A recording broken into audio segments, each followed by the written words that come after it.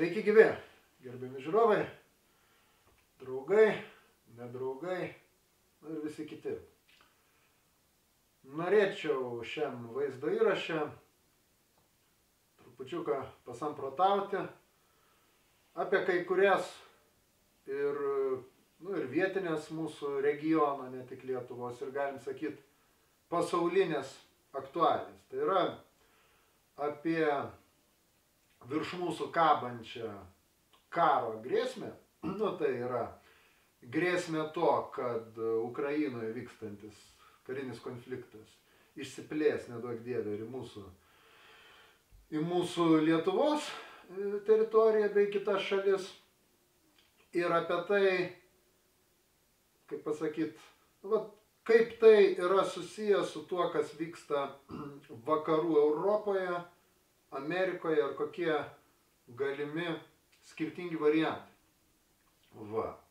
Tai visų pirma, koks čia yra kabliukas, ant ko aš čia kabinu visą šitą savo apmąstymą. Tai praeitą savaitę įdomi tokia naujiena išėjo, kad Jungtinės Amerikos valstijos pagaliau skyrė oficialiai paramą Ukrainai karinę $300 milijonų vertės paramos paketą. Tai žiūrint taip, skamba, jo rimti pinigai, daug, žinai, atrodo. Ypač mūsų lietuviškų tokių kampų skamba daug. Bet pažiūrim, kiek 10 milijardų jau buvo mesta. Ir kiek dar vasario mėnesį, jei neklystu, ar 50, ar kiek, žodžiu, keliasdešimt milijardų paramos paketą Joe Bidenas, JAV prezidentas, žadėjo Ukrainai. Tai lyginant su tuo, kas buvo, ir lyginant su tuo, kas žadėta, tie 300 milijonų yra centai. Tai apgailėtina suma. Pažiūrėkim, milijardas tai yra kiek? Tai yra 1000 milijonų, ne? Tai čia gaunasi 0,3 milijardo JAV dolerių paramos paketas. Lyginant su 10 milijardų, kurie gavo. Lyginant su milijardinė suma, kur netgi Europos Sąjunga taip pat nesenai paskyrė. Kurie, aišku, mizeris lyginant su tuo, ką Jungtinės Amerikos valstijos skirdavo, bet, šitą reiškia. Tai šitam fone yra nemažai spekulacijų, kad, suprantat, Amerika buktai neberems, suprantat, Ukrainos, čia greit viskas užsibaigs, rusai greit susitvarkys, nušluostys jam nosį ir geruoja ir piktuoja, bet kad bus pereita prie sekančio etapo šito viso žaidimo. Aš tačiau manau, kad nėra viskas taip paprasta. Aš manau, kad vienaip ar kitaip, bet Ukrainoje šitas baisus, kruvinas žaidimas dėja, bet jis tęsis ir dar tęsis ilgai. Kad tai, kas vyksta dabar, yra bent dalinai priešrinkiminė, sakykime, razborkė. Čia vienas dalykas. Kitas dalykas, tai taip pat praeitą savaitę nuskambėjęs Prancūzijos prezidento Emmanuelio Macrono pareiškimas, kad, suprantat, mes nesiruošiam žiūrėti jokių raudonų linijų Rusijos atžvilgių ir mes laikom visai svarstytinų dalykų siųsti sausumos pajėgas Ukrainon, bent jau kaip apmokymam, ir ypatingai siųsti sausumos pajėgas į Odesą. O Odesa, kaip žinia, yra strategiškai svarbus uostamiestis pietvakarių Ukrainos dalyje, kuris istoriškai, sakykime, toks žydiškai rusiškas miestas būtų ir į kurį aš manyčiau, kad rusai pretenduoja. Ir ne tik dėl istorinių kokių ten ar etninių motyvų, bet tiesiog banaliai tam, kad toji šiuolaikinė Ukrainos valstybė, kuri susiformavo jau kaip radikaliai antirusiška tokia, kad ji būtų atkirsta nuo priėjimo prie Juodosios jūros. Ir šiuos pareiškimus viena vertus labai skeptiškai įvertino ir kritikavo daugelis politinių veikėjų Europos, ir čia tikrai ne vien tik tai Viktoras Orbanas, Vengrijos premjeras, netgi Vokietijoje girdėti kritiški balsai. Bet aišku, mūsų gerovės valstybės kūrėjas Gitanas Nausėda ir kompanija, tai pirmin, valio, už Ukrainą kariaujam, suprantat. Nu, aš čia biškelį pagražinu, čia neprinkit už gryną pinigą, bet esmė, kad palaiko, kad ir nėra ir neturi būti jokių raudonų linijų Rusijos atžvilgiu. Į ką Putinas atsakė, kad tai gerbiamieji, jeigu jūs nesiruošiat laikytis jokių raudonų linijų Rusijos federacijos atžvilgiu, tuomet iškilus atitinkamai situacijai, Rusija irgi elgsis atsakydama atitinkamai. Tai yra ir jūsų raudonas linijas galimas mes sulaužysim. Dabar išvertusi paprastą kalbą, ką tai reikštų? Tai be abejo reikštų karinius veiksmus, ne vien tik Ukrainoje, ir karinius veiksmus su tikslu iš esmės pertvarkyti egzistuojančią, kaip pasakyt, ne tik kad saugumo architektūrą kokią, bet aplamai tą geopolitinę sanklodą, kurią mes dabar turime Rytų Europai. Tai yra perdalymas, neapsiribos tada Ukraina, perdalymas tęsis. Ir jis bus vykdomas karinės prievartos, galinčios nusinešti šimtus tūkstančių gyvybių, neduok dieve ne milijonus, čia jeigu branduoliniai ginklai būtų įtraukti. Tai vat ne tik šitą, kaip pasakyti, perdalijimą tai reikštų, bet krūviną perdalijimą. Vat ir norėtųsi šitą trumpai pakomentuoti, kad atsakyti klausimą. Tai vat ką visi šitie pasisakymai reiškia, kokia to prasmė. Ir ar bus, taip sakant, ar artėja pasaulinis karas ar ne. Vat. Pabandysiu tai atsakyti. Vat ir iš karto pasakysiu. Jei kalbam apie pasaulinį karą, apie tokių, vienos, kaip pasakyti, daugiau nei vienos, dviejų ar daugiau stovyklų susidūrimą, kurios kovoja dėl pasaulio perdalymo, įtakos zonų perdalymo, rinkų perdalymo, reiškia ir panašiai. Tai aš sakyčiau, kad tas pasaulinis karas jau vyksta. Jis tiesiog vyksta ne tiesioginiu būdu, o tarpiniu būdu. Tai tų vadinamųjų tarpinių karų, arba angliškai kaip vadina proxy wars. Proxy, tai tarpininkas reiškia. Ukrainoje vyksta tarpinis kolektyvinių vakarų karas prieš Rusijos federaciją. Tai yra jau pasaulinis karas, galima skaityti. Pagrindiniai žaidėjai tai yra Jungtinės Amerikos valstijos kolektyvinių vakarų priešakyje. Kolektyviniai vakarai, tai kartoju jau ne pirmą kartą, tai nėra tiesiog rusų propagandos frazė. Aišku, tai yra ir dabar oficialios rusų propagandos frazė, bet tai yra realus faktas. Tai yra ir NATO, ir bendros ekonominės organizacijos, ir reiškia Tarptautinis valiutos fondas, ir Europos Sąjunga, ir visos šitos organizacijos, kas yra ala tarptautinė bendruomenė ir ala laisvasis pasaulis kabutės, tai yra kolektyviniai vakarai kaip bendras toks politinis, ekonominis vienetas, kurio priešaky yra Jungtinės Amerikos valstijos su savo kariuomenė, su savo ekonomika ir, aišku, su savo valiuta, reiškia JAV dolerių, kaip pasaulinė rezervinė valiuta, kurią vien tik tai jie emituodami, ne tik atspausdindami, bet tiesiog skaitmeninę formą emituodami, jie faktiškai sėkmingai apiplėšinėja pasaulį, užtikrindami tam tikrą pragyvenimo minimumą savo šalyje. Tai tas karas, kaip sakau, vyksta.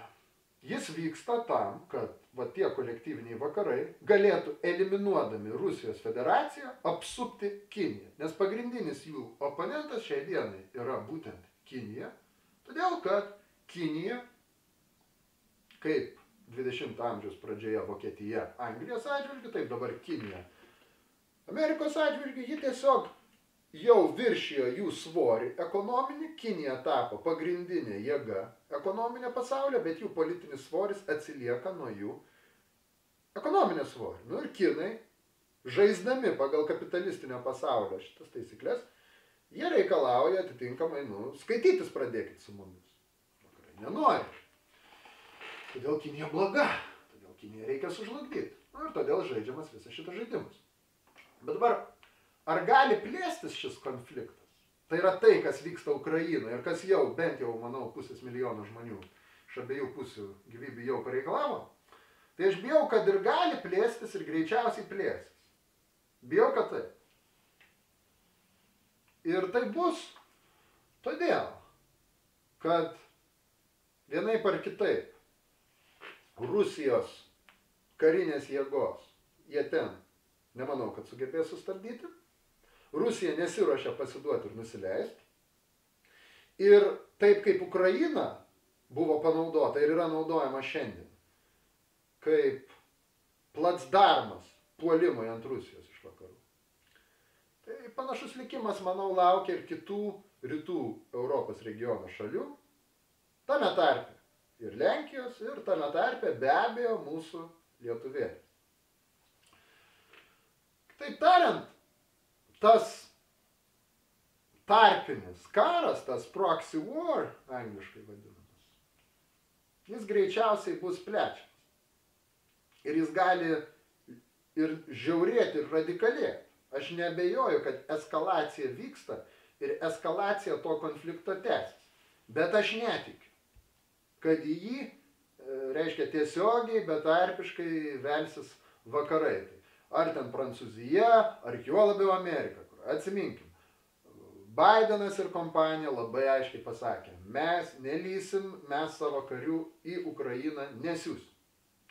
Tiesa, Prancūzija laikosi kiek kitokios pozicijos čia, kiek tai galima aiškinti Makrono asmeninėmis savybėmis, jo gal psichologinėmis problemomis, čia kitas dalykas, aš aišku jo nepažįstu ir jo biografiją labai nesigilinau, bet vienas faktas, tai manau, yra labai svarbus, tai yra tai, kad Prancūzija praradinėja laipsniškai savo pozicijas, pagal faktą, kolonijiniai ar pusiau kolonijiniai Afrikoje. Tai yra šiaurės vakariniai Afrikos dalyje, kur prancūzai turėjo atvirai kolonijinę imperiją virš 100-metį ir kur jie iki šiol šeimininkavo, galim faktiškai skaityti. Nes atminkime, dalis Afrikos šalių vakarinių, jos iki šiol turi oficialiai tokį dalyką kaip kolonijinį mokestį, kuris mokamas į Prancūzijos valstybinį iždą. Kas, manau, jau labai daug pasako. Bet, kaip ten bebūtų. Esmė ta, kad prancūzai pralaiminėjo tas pozicijas. Kodėl? Todėl, kad kai kurios šalis, kaip pavyzdžiui, Nigeris, paskutiniaisiais 23 metais, jos siekia atitolti nuo jų, siekia vaduotis iš prancūzų įtakos ir pagrindinis sąjungininkas globalioje arenoje jiems yra Rusija. Ir toji pagarsėjusi Vagnerio privati kariuomenė, Prigožino, buvusio to, žuvusio pernai metais veikėjo, bet jo šita kontora. Tai natūraliai prancūzai yra labai suinteresuoti Rusijos klausimu.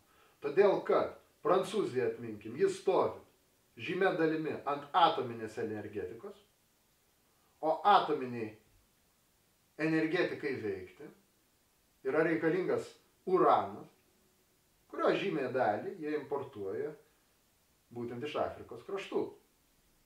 Tiesa, kažkiek dabar, kaip suprantu, ir iš Kazakstano, bet, jeigu užsisuka visiškai Afrikos kranelis, tai problemos gana rimtos. Tai va, čia ir galima paaiškinti prancūzų suinteresuotumą, bet sakau, gal aš klystu, bet aš netikiu, tikrai netikiu, kad bus atviras karas, kur, suprantat, prancūzai, ten vokiečiai panašiai lys, ten rausis į tą Rusiją, suprantat, ten brandoliniais smūgiais apsikeitinės ir taip toliau. Kam to reikia? Jeigu tu turi krūvą, milijonus tiesiog aborigenų vietinių, kuriem 30 metų kalama į galvą, kad dėl visų jų bėdų kalti rusai ir kalti komunistai, ir čia aišku dėk ženklą, jeigu ne lygybės, tai apytiksliai lygų kringeliuką, ir dalis jų to patikėjo. Tai, ką mes matom Ukrainoje, ten Odesoje 14 metais gyvus žmonės degino, Donbase žudynės vykdė, taigi tai Tai nėra kažkokia rusų propaganda, ta prasme, kad būtų išgalvota, iš piršto kažkas išlaužta. Tai yra realybė. Dalis visuomenės yra fašizuota, masto nacistiniam kategorijom ir jie laiko, jeigu tu esi alavata, kacapas, ten panašiai, maskolis, tu ne žmogus. Viskas. Viskas. Pažiūrėkim Lietuvoje. Lietuvoje kas darosi? Aš pats asmeniškai esu per paskutinius porą metų sulaukęs net nežinau kiek visokių laiškų ten meilės, su visokiais grasinimais, įžeidinėjimais, ten pasiūlymais dingti iš čia, ten panašiai. Ir kur kreipiasi, kad tu, reiškia, rusų okupantas. Nu, juokinga. Ypač juokinga, beje, kai sulauki tokių pasažų iš piliečių, kurie patys su rusiškom pavardėm, bet greičiausiai serga kažkokiais tai labai žiauriais nepilnavertiškumo kompleksais ir todėl nori tapti, aš sakyčiau, nori tapti lietuviais, bet kai pagalvoju, nori tapti lietuvių tautos išgamomis, lietuvių tautos tokiais, padugnėmis. Lietuvių tautos gėda jie nori tapti. Tai kalbu apie tuos pačius, kurie ėjo ir su baltais raišiais žydų šaudyti, ir po to miškuose siauti ir taip toliau ir panašiai. Aš čia neaiškinsiu, tai lišna ir aš nenoriu ant savęs užsitraukti baudžiamo kodekso straipsnius kažkokius čia kurstymus ar panašiai. Bet manau, suprantate, apie ką aš. Tai esmė tokia, kad tokie piliečiai, jie nėra absoliuti dauguma, bet jų yra. Jie yra agresyvūs, jie yra nuteikinėjami, pumpuojami, organizuojami. Ir dalis jų, jie gal pabuvę, aišku, tame fronte ir pamatė, jie pradėtų kitaip mąstyti. Bet pradžiai, ura, aš manau, jie tikrai eitų būtų patrankų mėsa. Nekalbant, aišku, apie susidorojimus, atėjus valandą X, kaip jie vadina, su vietiniais išdavikais, vata ir šiukšlėmis. Ne? Tai, kitaip tariant, aš manau, kad tas karas bus plečiamas. Ir jis bus plečiamas mūsų ir mūsų kaimynų antirusiškai nusiteikusių rankomis. Tai yra katastrofa. Tai yra tragedija. Aišku, reikėtų ją stabdyti, bet bėda, kad mes neturim jokios politinės jėgos, kuri realiai galėtų tą daryti. Todėl belieka apie tai kalbėti, šaukti ir tikėtis, kad tai nebus pilnai šauksmas tylas. Bet dabar reikim toliau. Amerika. Amerikoje reiškia dabar artėja rudenį vyksantis prezidento rinkimai. Bidenas, dabartinis prezidentas, prieš Trumpą. Buvusi JAV prezidentą. Čia daug skandalų, daug rėkimo, daug ten koliojimas ten į visas pusės ir taip toliau ir panašiai. Ir kalbant su mūsų auditorija, tuos, kas Lietuvoje klauso, vadinamos, alternatyvios žiniasklaidos, taip toliau panašiai. Tai labai daug kas linkia manyti, kad Trumpas čia gera alternatyva, Trumpas čia Make America Great Again, Amerika vėl didžia, kiti ten už Lietuvą vėl didžia, ten, kitko fašistukai Lietuvoje, kur ima Antanas Smetonas portretus ir irgi sako, už Lietuvą vėl didžia. Nežinau, jeigu jiem bėgimas tenai, bėgimas tas 40-ais ir nustekenta tauta reiškia, ir korumpuotas fašistuojantis režimas jiem yra Lietuvos didybė, tai nežinau, bet gerai, čia šitų mūsų bendrapiliečių problemos, čia ne mūsų, kalbant apie mano draugus, kairiuosius, socialistus, komunistus, sakykime, kairiųjų pažiūrų žmonės, čia ne mūsų bėdas, bet esmė kame? Trumpas ar Bidenas reiškia? Klausimas. Ir ką tai reiškia? Ką tai reikš? Rusijos, Ukrainos, šito Rusijos kolektyvinių vakarų konflikto kontekste. Tai yra daug balsų, kur sako, kad štai, suprantat, Trumpas nori normalizuoti viską, nutraukti tą konfliktą ir čia viskas išeitų labai gera, kad tik Trumpas laimėtų. Aš šituo klausimu noriu pasakyti, kad esu linkęs abejoti. Aš gink dievę nesakau, kad palaikau Bideną. Gink dievę nesakau, kad Bidenas gerai ar kad jis mažiau blogai. Manau, jeigu žiūrėti siaurai iš amerikonų taško vidinio, tai, kaip esu sakęs, aš manau vis dėlto, kad Trumpas mažesnė blogybė. Bet reikia suprasti tai, kad ir Trumpas, ir Bidenas yra vienos sistemos amerikoniškos, kalbant apie socialinę struktūrą, apie klasinę struktūrą. Jie yra dalis vieno ir to pačio. Tik kad Trumpas atstovauja labiau pramoninį, klasikinį tą kapitalą, o Bidenas finansinį reiškia skaitmenizuotai. Ir to tikslas yra išlaikyti JAV pasaulinį viešpatavimą. Skiriasi strategijos ir taktikos. Dabar, jeigu žiūrim Trumpą, tai turėjomgi prieš kurį laiką įvykusi JAV žurnalisto Tuckerio Carlsono vizitą į Rusiją.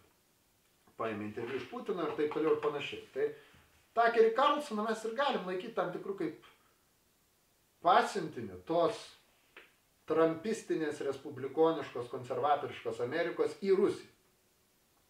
Ir jeigu atidžiai klausai tą interviu, tai galima pastebėti, kad Carlsonas kursto ar bando kurstyti Putiną savotiškai prieš Kiniją. Kad mes turėsim Trumpą, mes su jumis draugausim, jūs jau ne Tarybų sąjunga, jūs mums ne priešai, suprantat, bet yra Kinijos grėsmė.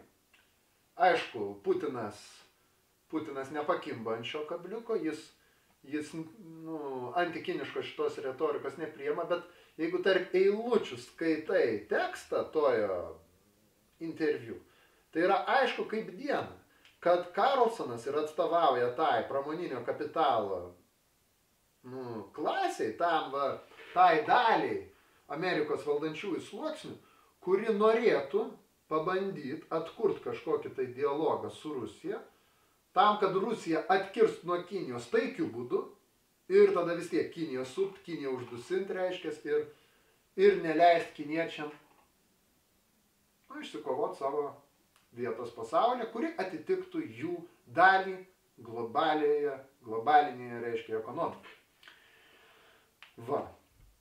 Aš labai abejoju, kad tai išeis. Bet sprendžiant iš Trumpo retorikos, tai ir yra panašiai kaip tai, ko norėtų Carlsonas. Dabar žiūrėk. Trumpas kalba apie tai, kad mes galim imti ir paleisti NATO, likviduoti NATO. Mums nereikia jų čia finansuoti, jų čia išlaikyti. Ir daug kas pakimba ant šito.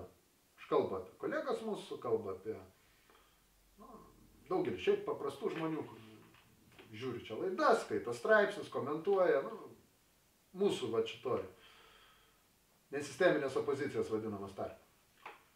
Tai daug kas mano, reikia, kad jie išrinktų Trumpą ir likviduos NATO ir bus gerai. Aišku, nuo mūsų nepriklauso absoliučiai, kas tai nevyks. Mes tik galim stebėti ir kažką svarstyti. Čia aišku ir yra tik laisvi svarstymai, laisva mano interpretacija. Tai kaip tai ir siūlau priimti, aš čia pasakysiu. Bet reikalas tas, kad Amerika objektyviai pagal savo padėtį, ji negali savo leisti atsisakyti nuo intervencijos pasaulio reikaluose. Amerika yra priversta kištis. Amerika yra priversta lysti prie kitų šalių.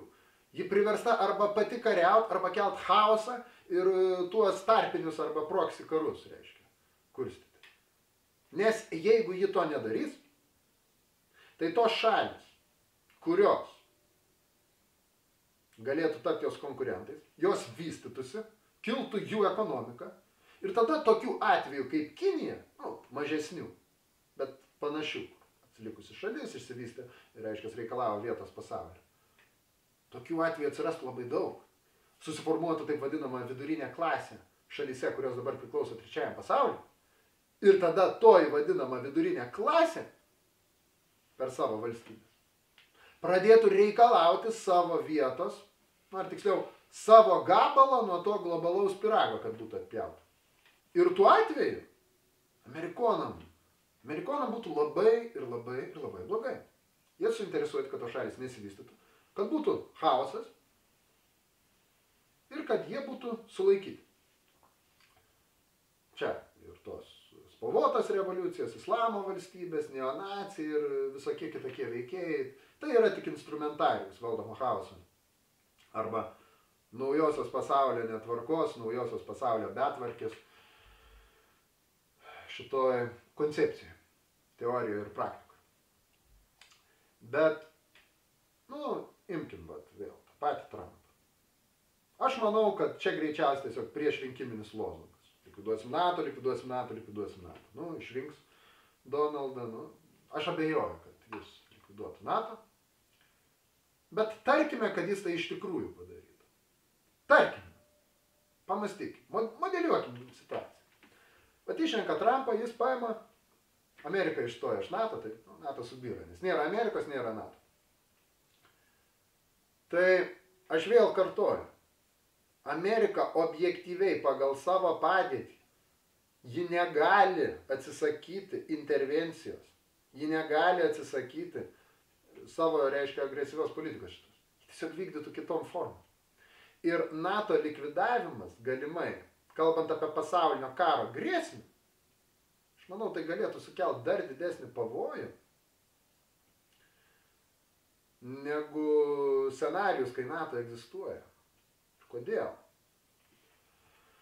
Ogi todėl, kad kol Lietuva, Lenkija ir panašios šalis rytų Europoje yra NATO, tai formaliai dar galioja kažkoks įsipareigojimas ginti mūsų, sąjungininkus priklausančius aljansui.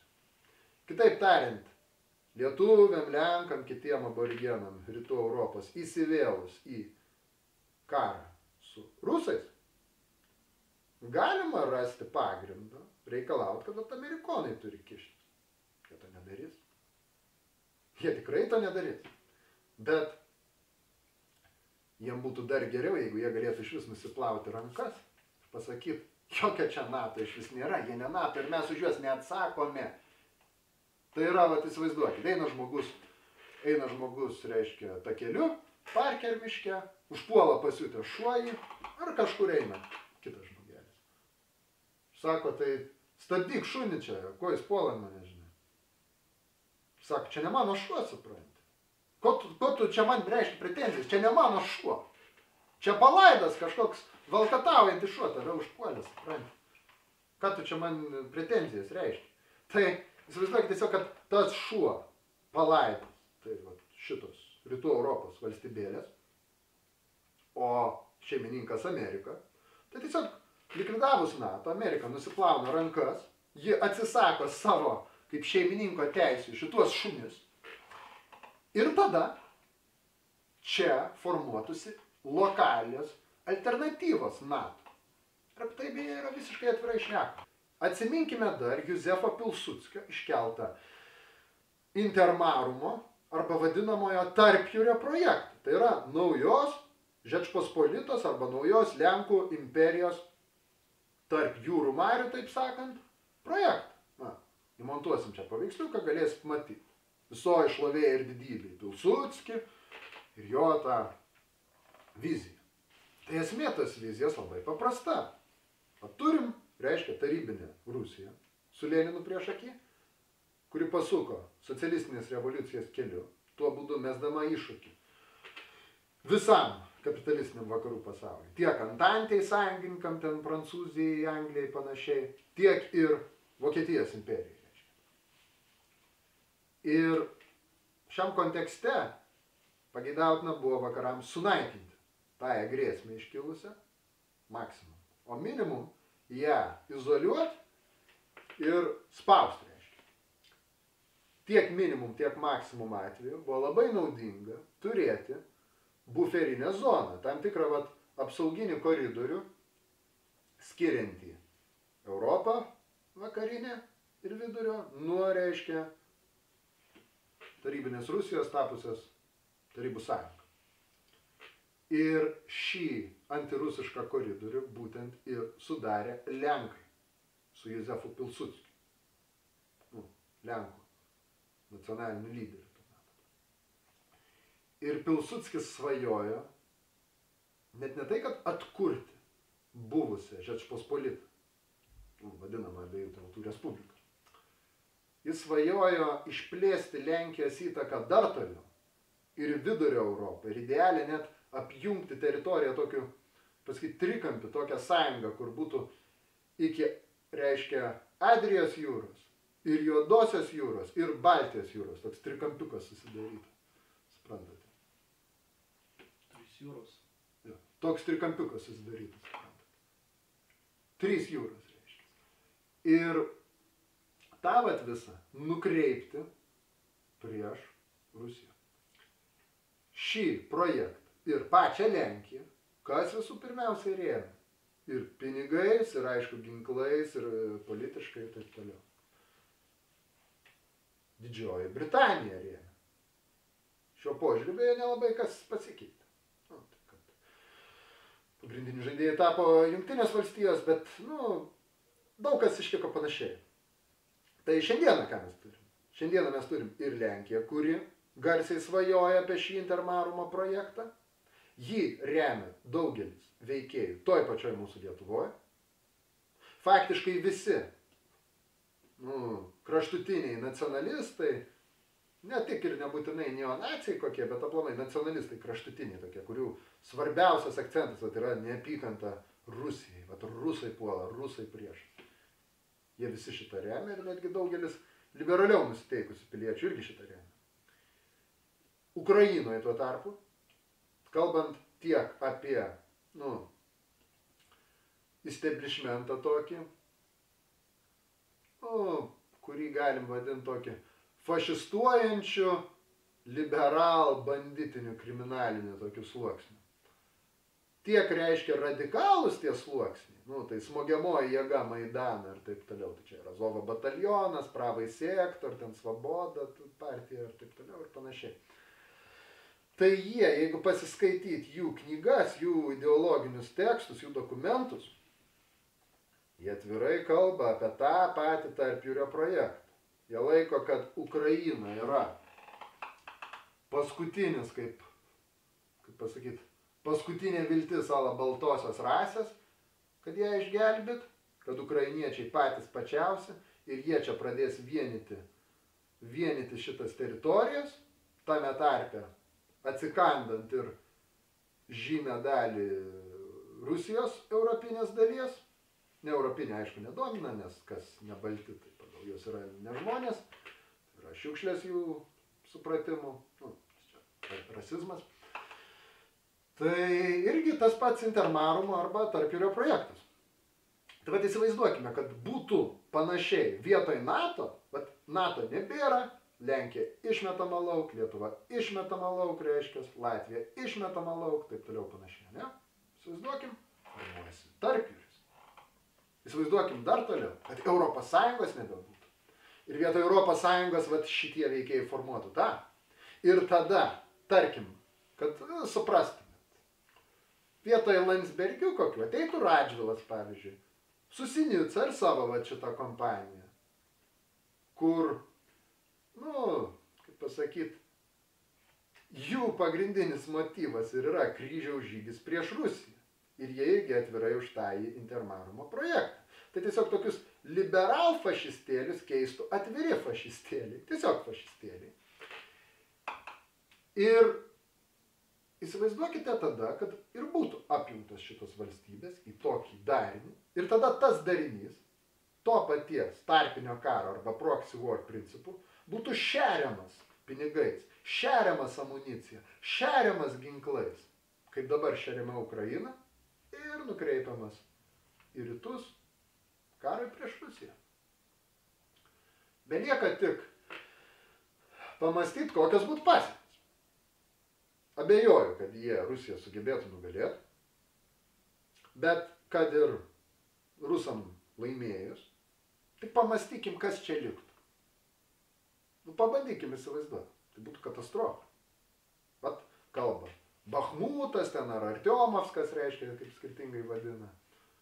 Tai nieko nebeliko.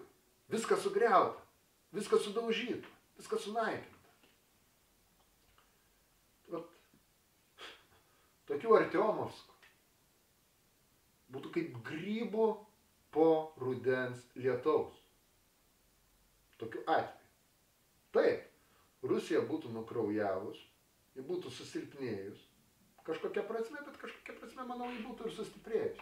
Ji būtų priversta konsoliduotis, ji būtų priversta vystyti realią ekonomiką, ypatingai karinę. Nu ir ką?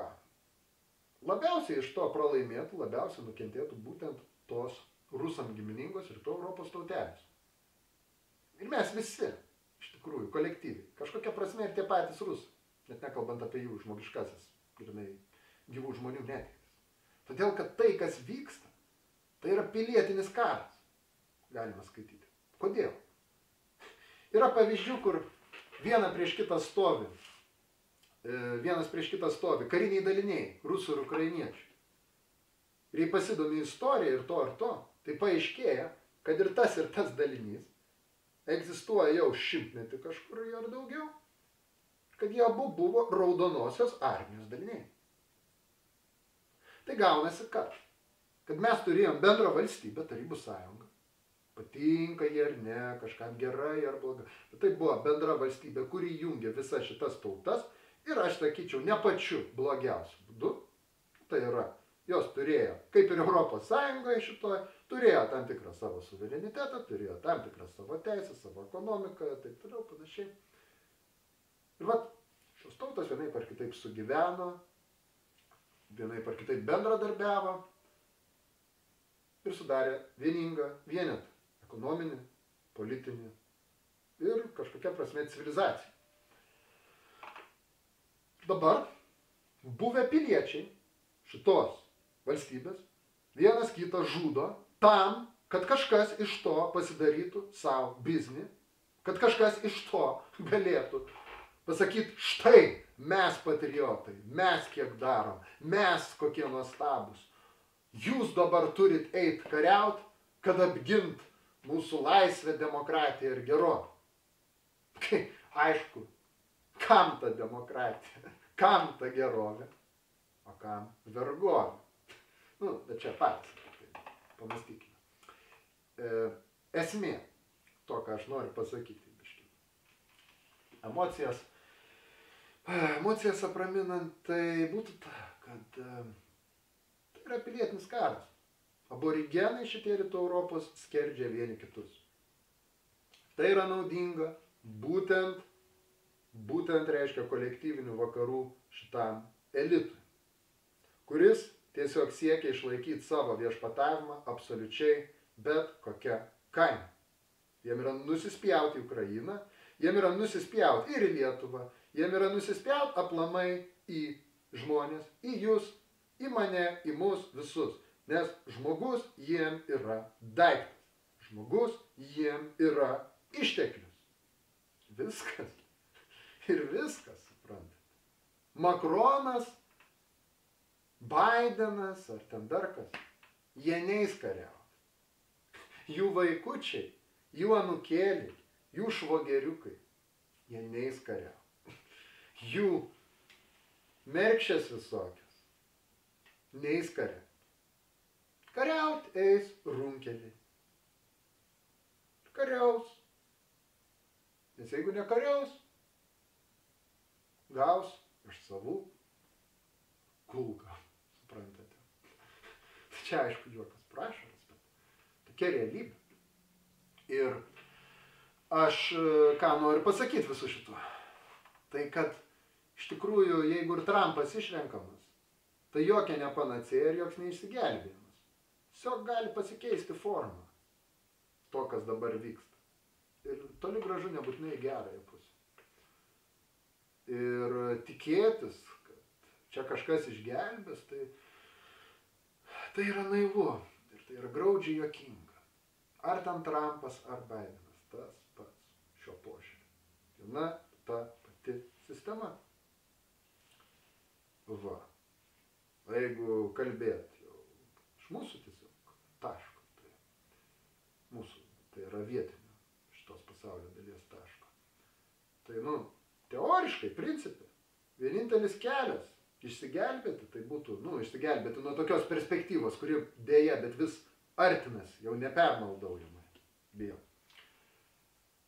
Būtų platus, visaliaudinis, patriotinis frontas reiškia, kuris jungtų žmonės visokiausių įsitikinimų, visokiausių ten pažiūrų, visokiausių ideologijų, kairės, ten dešinės, panašiai.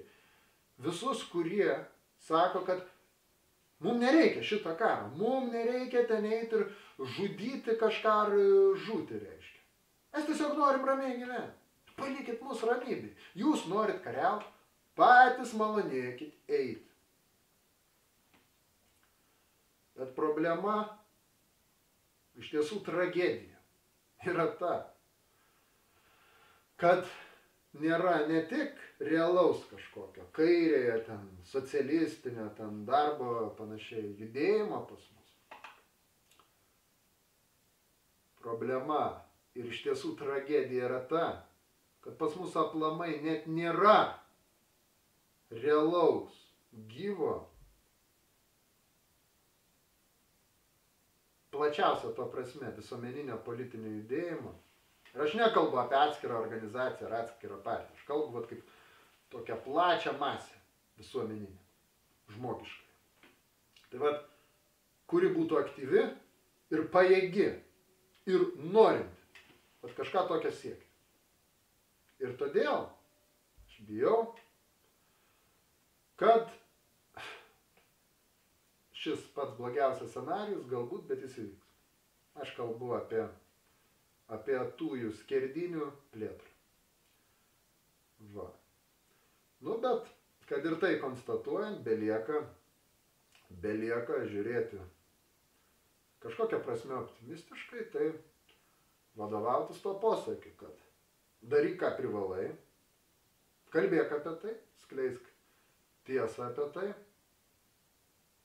tvarkykis savo reikalus, savo gyvenimą, bandyk padėti aplink esantiems žmonėms, savo draugam, savo giminaičiam. Stenkis išlikti žmogumi visoje šitoj beprotybei. Nu, bus kaip bus, reiškia. Tai jau, kažin ar nuo mūsų priklausys. Va. Tai tokios kelios,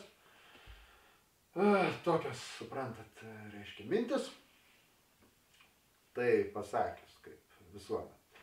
Dėkoju širdingai visiems, kurie ir žiūrit, kurie dalinatės, kurie paremėt finansiškai. Raginu jūs, jeigu jums patinka ši medžiaga, jeigu jūs pritarėt čia išsakomam požiūrį, ar tiesiog manot, kad čia įdomu, kad čia reikalinga, prasminga, tai drąsiai dėkite patiktukus tuos nykščius į viršų, dalinkitės, platinkite visus galus, o čia parašyta, jei galit nors kažkiek tų kapeikų, taip sakant, paaukot. Nu, prisidėkit kažkiek, reiškia, nu, pagal savo galimybės, reiškia. Patikėkit, tai tikrai, tai labai padeda, nu, tiesiog skirt laiko kažkiek šiem reikalam ir tai motyvuoja, nes tada suvoki, kad, kad šitas dalykas yra reikalingas ne tik tai tau ir siauram tavo bičiulių, tavo, supranti, draugelių ratui. To reikia ir platesnį visuomenį. Tai tikrai iš visos dūšios aš dėkoju tiems, kurie tiek finansiškai, tiek platinimu, tiek techniniais kokiais darbais, pagalba, kurie prisideda vat, prie šito mūsų kanaliuko. Tai va. Ačiū Jums ir sėkmės. Iki kitų kartų.